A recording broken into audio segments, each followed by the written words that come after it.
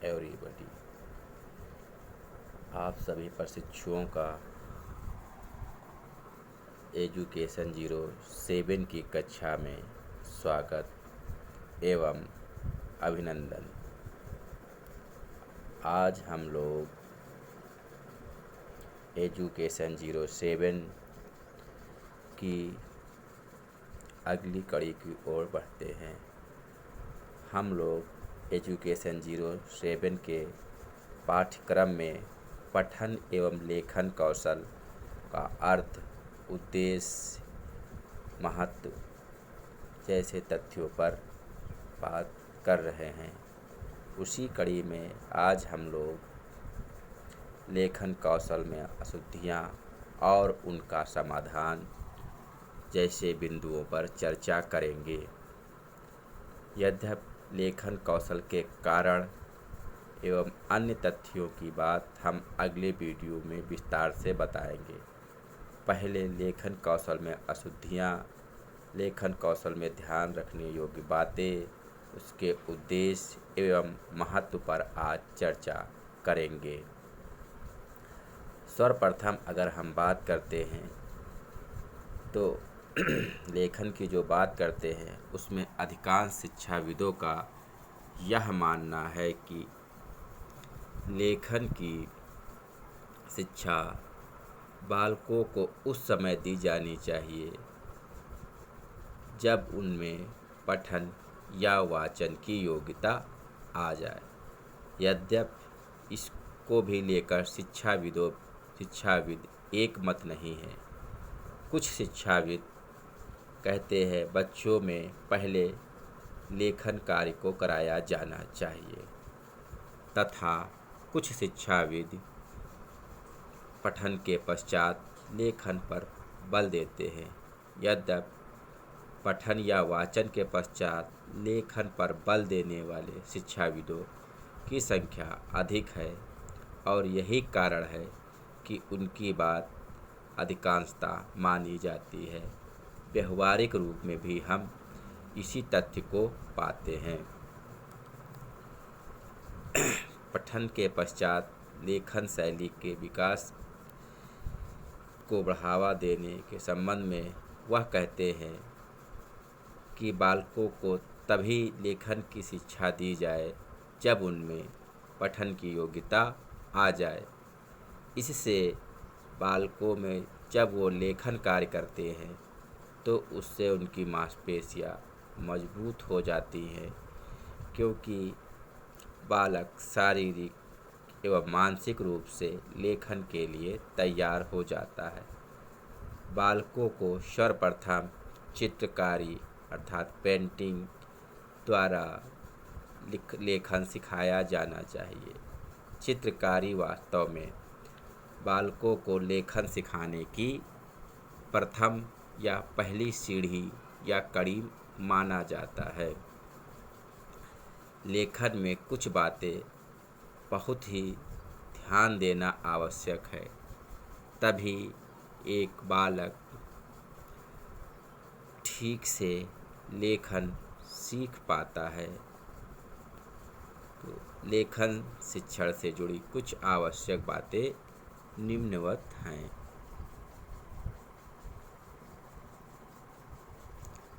सर्वप्रथम अगर बात की जाए तो बालकों को लिखना तभी सिखाया जाए जब उनमें लेखन के प्रति रुचि उत्पन्न होने लगे। अर्थात यदि आप बालक को उस स्थिति में लेखन कार्य सिखाते हैं जब उनमें किसी भी प्रकार की रुचि नहीं है, तो वह लेखन कार्य ठीक से सीख नहीं पाएंगे और आपके लिए भी अत्यधिक समस्या उत्पन्न होगी। अगर हम नेक्स्ट बिंदु की बात करें तो बालकों को सर्वप्रथम अक्षरों को सिखाया जाए। उसमें भी इस बात का विशेष ध्यान रखा जाए कि बालकों को अक्षरों में सरल से कठिन क्रम में लिखना सिखाया जाए। यहाँ पर यह इतना आवश्यक नहीं है कि वर्णमाला का क्रम क्या होगा। अर्थात जब बच्चों को हम प्रारंभ में सिखाएं तो यदि कुछ बालक समस्या कर रहे हैं तो उनके लिए वर्णमाला का क्रम भी हम तोड़ सकते हैं, क्योंकि जब बालक सरल शब्दों को लिखना सीख जाता है तो वह कठिन अक्षरों को भी कुछ समय पश्चात लिखना प्रारंभ कर देता है।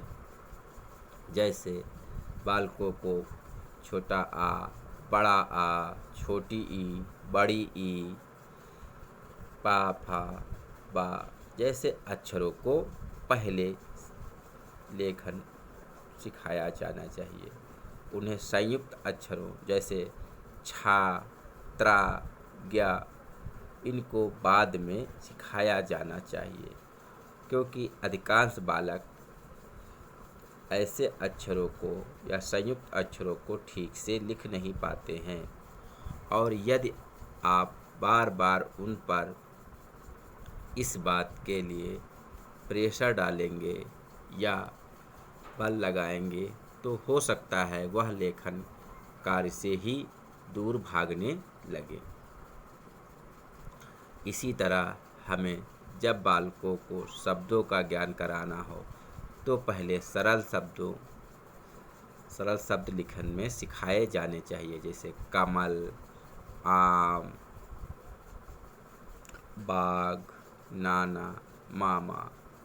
और जब वाक्यों की बात की जाए तो वहाँ पर भी इस बात का ध्यान रखा जाना चाहिए कि वाक्य भी सरल से कठिन की ओर सिखाए जाने चाहिए। जैसे वह बाजार जाता है, वह खाना खाता है। इसके बाद संयुक्त या मिश्रित या कठिन वाक्य सिखाए जाने चाहिए, जिससे बालकों में लेखन में रुचि उत्पन्न होगी। अगर हम नेक्स्ट बिंदु की बात करें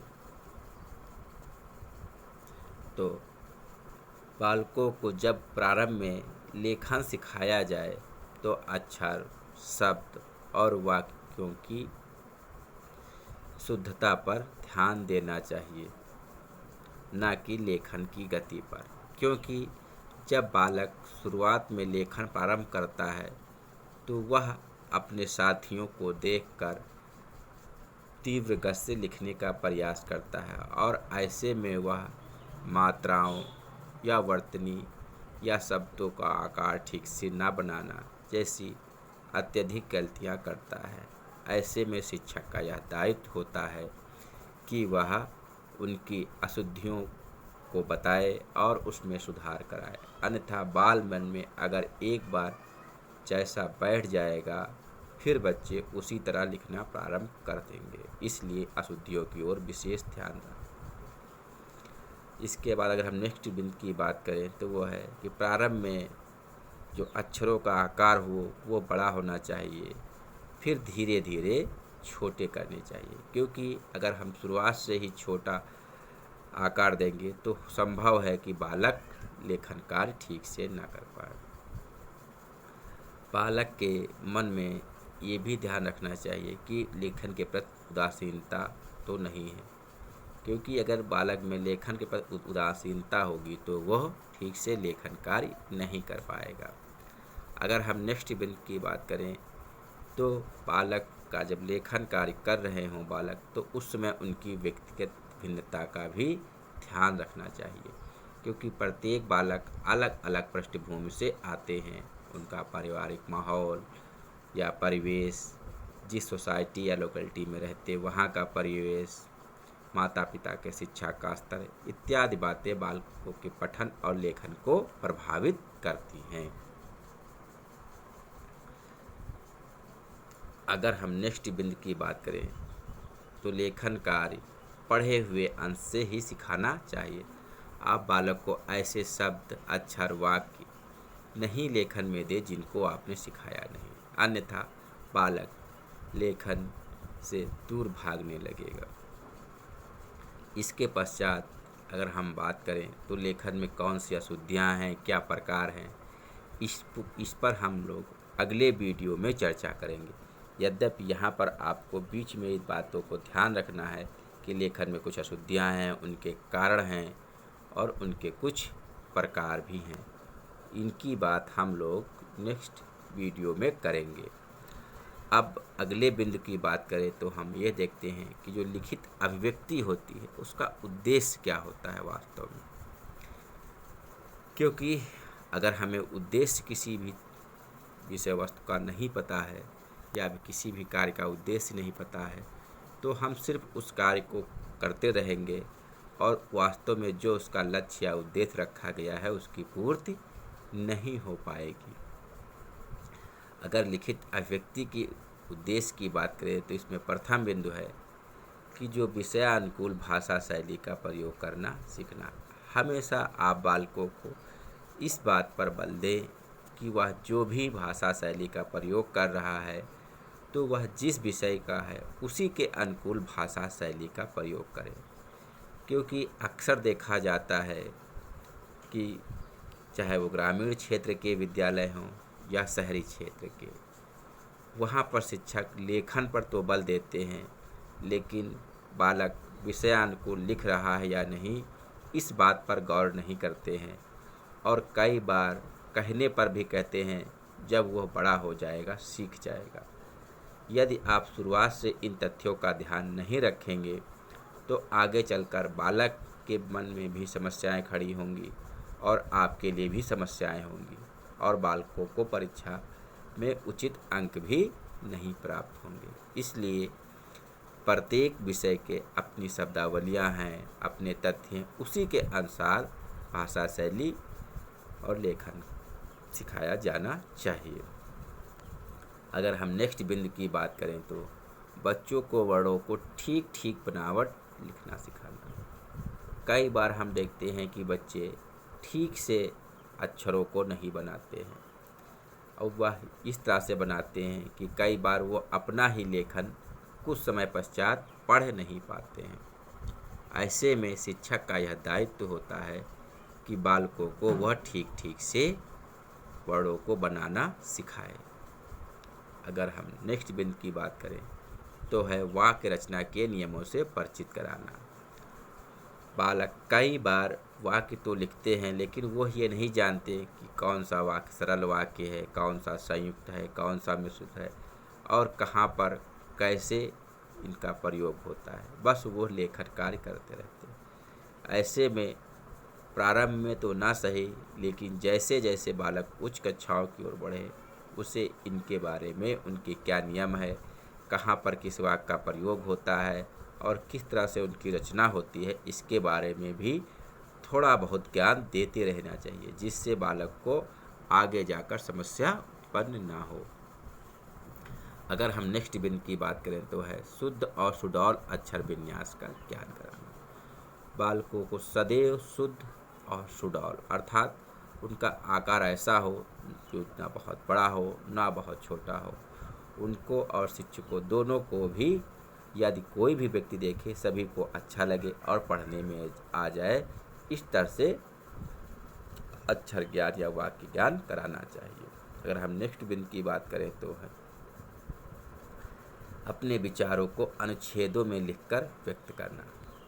कई बार हम देखते हैं कि बालक जो भी लिखते हैं वो वाक्यों में लिखते हैं, वो पैराग्राफ में नहीं लिखते हैं। इसलिए शिक्षक का यह दायित्व है कि बालकों को वो पैराग्राफ में लेखन कार्य सिखाए और बताए जिससे बालकों में जो है अपनी जो भी अभिव्यक्ति है उसको वो पैराग्राफ में व्यक्त कर सके, अपने विचारों को, अपने अनुभवों को। क्योंकि बहुत सी बातें ऐसी होती हैं जिनको हम बिंदुओं में अगर लिखें तो वो उचित नहीं प्रतीत होती हैं। अगर हम नेक्स्ट बिंदु की बात करें तो है कि बालकों को अनुभवों को लिखने की योग्यता रखना। बालक कई बार जीवन में बहुत कुछ अनुभव करते हैं और बताने पर वह बताते भी हैं पूछने पर। ऐसे में उनको कई बार शिक्षकों का यह दायित्व है कि समय समय पर उनसे अपने अनुभवों को लिखने को कहना चाहिए जिससे उनमें लेखन की योग्यता का विकास बहुत ही तीव्र गति से हो गया और वह अपनी बातों को भी ठीक से कहना सीख जाएंगे। अब हम बात करते हैं नेक्स्ट और अंतिम बिंदु की, वह है लिखित अभिव्यक्ति का महत्व।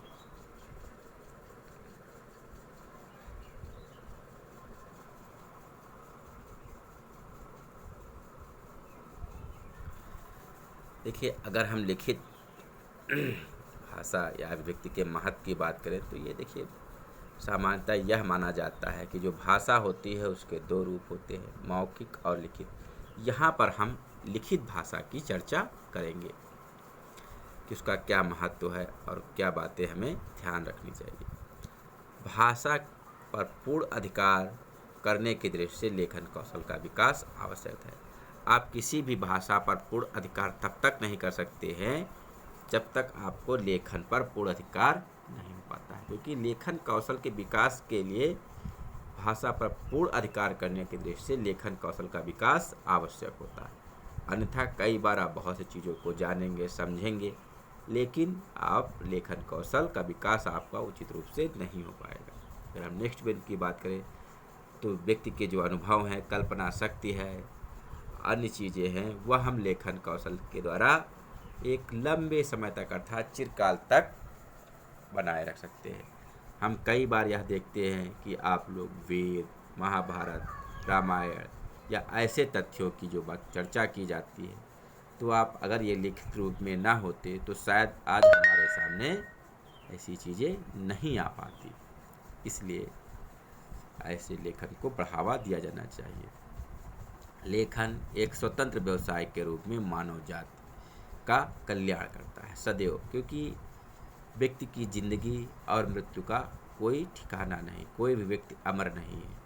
ऐसे में हो सकता है कोई व्यक्ति बहुत ही योगी हो, लेकिन किस समय उसकी मृत्यु हो जाएगी यह कोई नहीं जानता। ऐसे में लेखन कार्य उसके विचारों, उसके अनुभवों को एक नई ऊंचाई पर पहुंचाता है तथा उसके द्वारा किए गए लेखन से मानव कल्याण होता है। इसके साथ साथ लेखन एक स्वतंत्र व्यवसाय के रूप में भी विकसित होता है।